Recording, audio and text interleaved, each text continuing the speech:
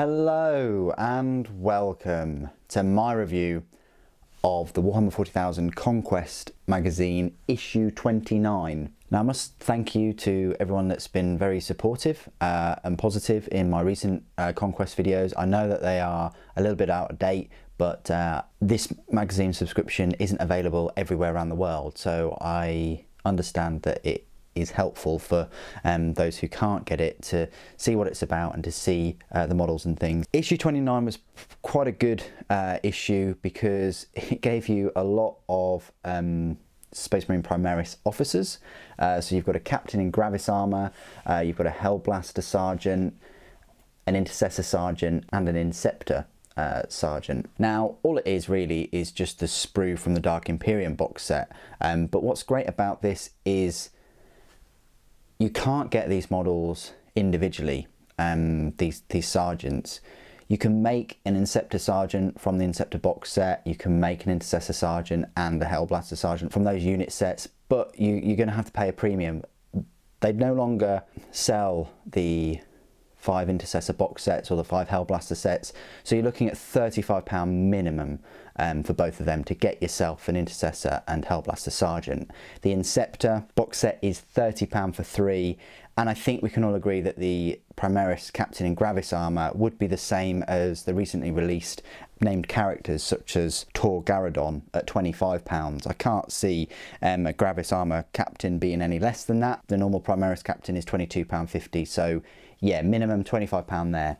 So already you're looking at £125 worth of models, unless you get them sort of second hand or, you know, spares from the Dark Imperium set, if you wanted to get these models.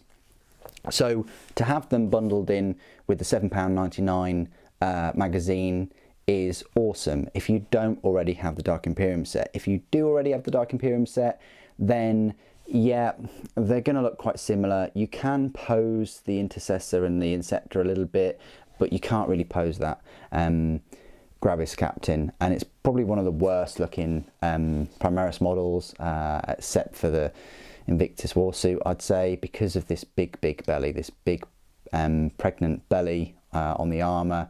More recent suits such as Tor Garadon, that's a bit smaller and a bit less defined, so they are making improvements all the time.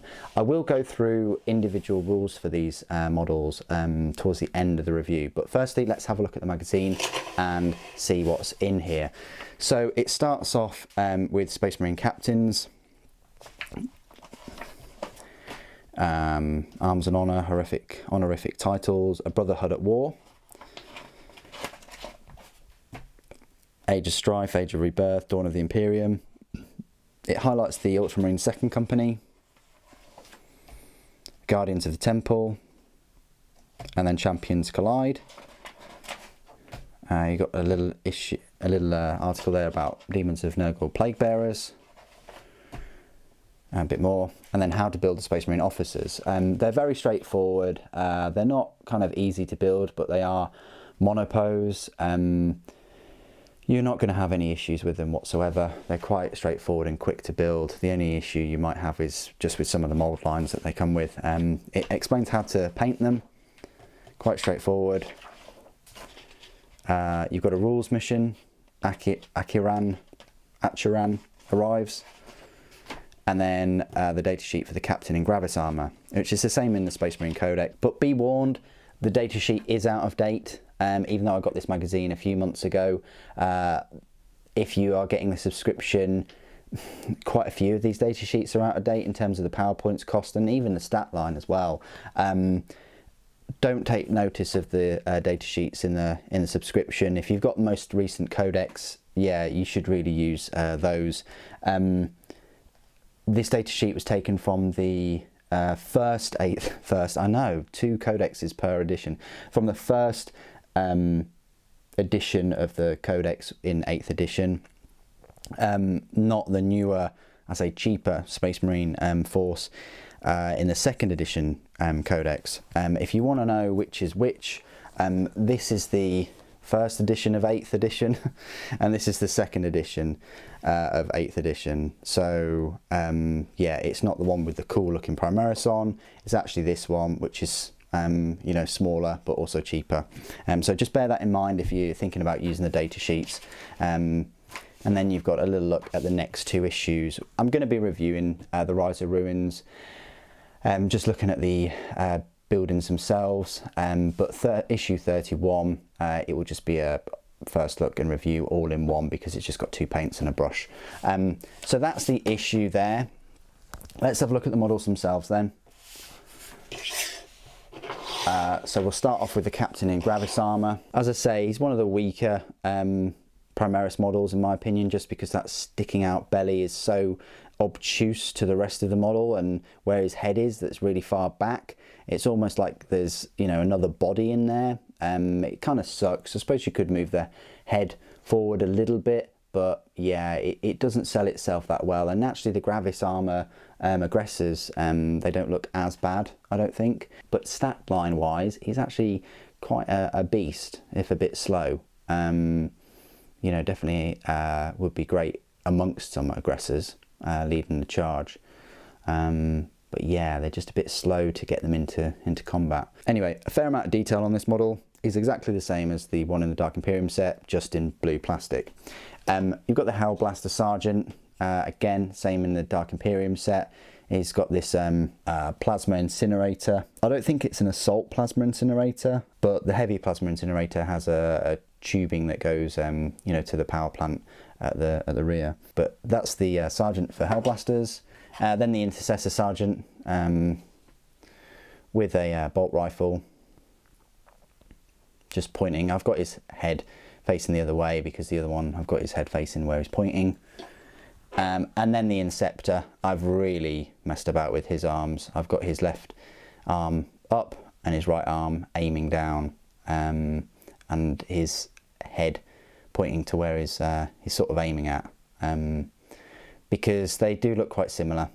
All of these Dark Imperium ones. The only one I couldn't really change was the Captain in Gravis armour. Okay then, so what I'll do is I'll go through the reviews of all of these models, just through the Sergeant profiles for the Hellblaster and the Intercessor Sergeant. So starting off with the Hellblaster Sergeant, of course you'll find the Hellblasters themselves in the heavy support choice. The whole squad would be a power points cost of a 6. The Sergeant has a movement of 6 inches, weapon skill 3+, ballistic skill 3+, strength and toughness of 4, 2 wounds, 3 attacks, leadership 8 and a save of 3+. So the only extra that the Sergeant has over the normal Hellblaster is 1 extra attack and 1 better leadership. The Sergeant can be equipped with 1 plasma pistol instead of 1 bolt pistol. Obviously you don't get that option in this magazine. They have the Angels of Death ability and combat squads. I would say he's armed with a normal plasma incinerator, but you know, you could say he's armed with an assault 1. A normal plasma incinerator is just a 30-inch range, rapid fire 1, strength 7, AP -4 and a strength and a damage of 1. You can supercharge the weapon to bump up the strength to 8 and damage of 2, but any hit rolls of 1 made for attacks with the weapon, bearer is destroyed after shooting with the weapon. So quite straightforward, armed with the same weapon as the other Hellblasters. The Intercessor Sergeant, of course, it's in the troop choice section. Normally the squad would be a power points cost of a 5 for 5 of them. His stat line reads movement of 6 inches, weapon skill, ballistic skill 3+, strength 4, toughness 4, 2 wounds, 3 attacks, leadership 8 and a save of 3+. So exactly the same stat line as the Hellblaster Sergeant, with 1 extra attack and 1 extra leadership over the standard choice. He's got a bolt rifle. You could technically say that he's got a Stalker bolt rifle because of that scope thing on there, and so I will for this review. A Stalker bolt rifle has a range of 36 inches, heavy 1, strength 4, AP -2 and a damage of 2. The Sergeant can have a chainsword, a hand flamer, 1 weapon from the Sergeant weapons list. I've got the Angels of Death, auxiliary grenade launcher and combat squads rules. So similar vein to the Hellblaster Sergeant. The Inceptor Sergeant then, found in the fast attack section, and its power points cost of a 7 for the squad, which is a Sergeant and 2 Inceptors. His data sheet reads movement is 10 inches, weapon skill and ballistic skill 3+, strength 4, toughness 5, 3 wounds, 3 attacks, leadership 8 and a save of 3+. So over the standard troop, again, 1 extra attack and 1 extra leadership. They're all armed with assault bolters, and this one is as well, and that is a range 18-inch assault 3, strength 5, AP -1 and a damage 1 weapon.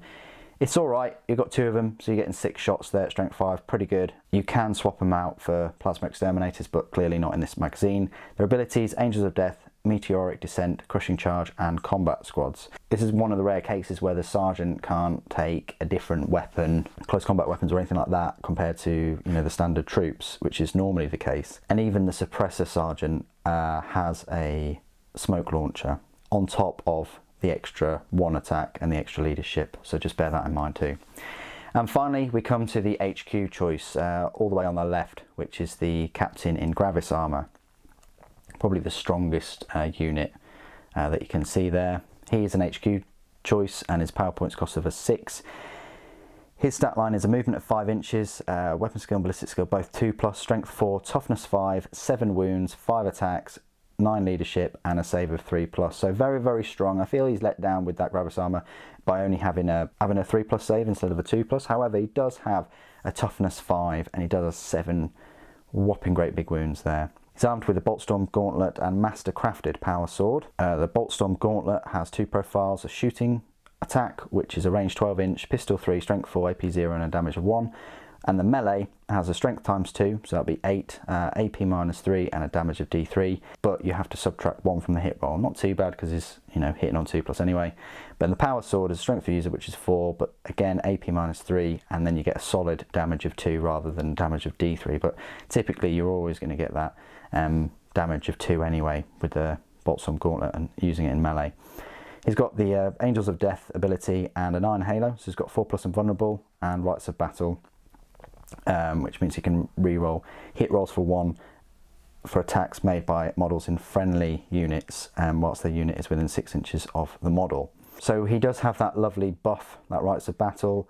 He's very strong in that he's basically got a power fist and a sword and a sort of pistol, 3-shot pistol. Yeah, it's just getting him into combat is the tricky bit. You know, his delivery method, you know, because having him on the battlefield out in the open, that's all right because he's got toughness 5 and 7 wounds, but just from weight of fire, you know, from small arms fire with that save of 3+, that will eventually knock him down if he's within range of shooting attack from your units.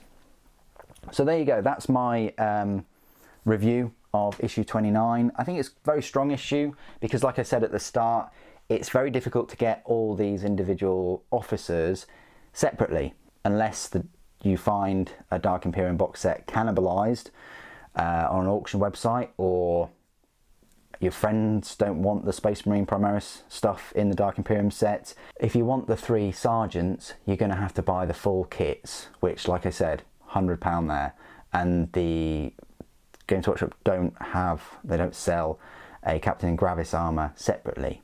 It's still a mystery to me. It's been over 2 years. If they were going to really push Primaris, I would have thought that they would have some kind of single leader, especially as now that they've released a load of special characters as well. You'd think they'd get all their sort of base units up and ready to be sold. But anyway, what do you guys think of issue 29? I think it's very strong. Please do put your thoughts and opinions down below. It'd be great to hear from you. Thank you ever so much for joining me today. Thank you for watching. The Emperor Protects.